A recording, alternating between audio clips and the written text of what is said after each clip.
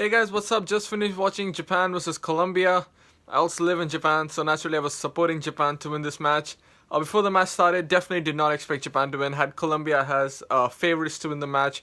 My prediction being 2-1, Colombia beats Japan.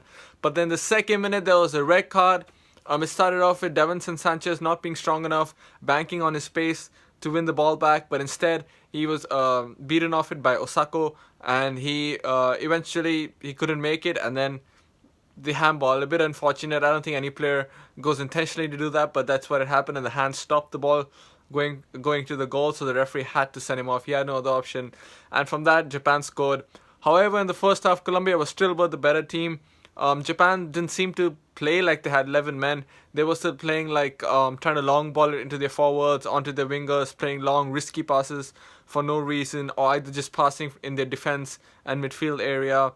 They weren't really using the extra man by pushing slightly high up the field, playing the ball more in the opposition half, because if they have a man extra, and since they're playing Colombia will not sit back and defend and put two banks of four. They will try to get forward. The fullbacks will try to get forward. The forwards will try to get forward. The midfielders as well. So Japan in the first half, basically, even though they had 11v10, they did not play aggressively. They did not try to take advantage and play positively. That's the word. Colombia played really well in the first half. Even after going down to 10 men, they pulled all the tricks out of their bag. Falcao won fouls and free kicks that weren't really fouls and free kicks. The free kick that he won should have actually been awarded to Japan. And then a great free kick by Quintero. Ball under the wall jumped, and the free kick goes below the wall. That's a really tough skill to do and really hard to carry out as well. They went in the half 1-1. Japan came out in the second half. They were much better, much stronger, much more assertive and positive.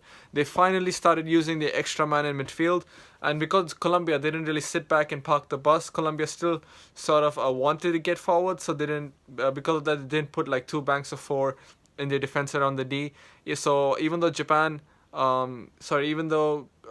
they had one man less, they really didn't defend like a 10-man team would do in the second half, which allowed Japan to use the extra man. And Japan basically started pushing up their players higher up the field, started passing the ball around rather than simply long balling it, which should play right into Colombia's hands. And then came the second goal. I did not expect Japan to score from a set piece, especially given the height of the players and the Colombian players. And it was a nice header from Osako, who played well eventually, though he was really starved of service in the first half as well. And Honda came on. Honda is one of the best players, most renowned footballer, much more than Kagawa as well. He's about 32 years old. That's one big problem with this Japanese squad, is that they're sort of all getting older, and they're yet to have a younger generation to take over, which they'll need to have very soon. And slowly Japanese players are also playing more and more in European leagues, which is only going to improve their football in the future, I think. So in the second half, Japan were much more assertive. They kept the ball and they tried to pass. They created triangles in midfield and tried to pass through the midfield. Their forwards made a few more runs. They made more forward runs, and because they had an extra man, they were able to use that, and they always had more space because they were 11v10. In the first half, they didn't seem to recognize that they were playing 11v10, and they didn't make use of the extra man. In the second half, they did that. And they won the game 2-1. So really pumped for Japan. I'm sure all the Japanese people around me are going to be super happy tomorrow when I meet them as well. So guys, thank you for watching as always. If you're watching on YouTube, please subscribe. That'll be awesome, totally awesome.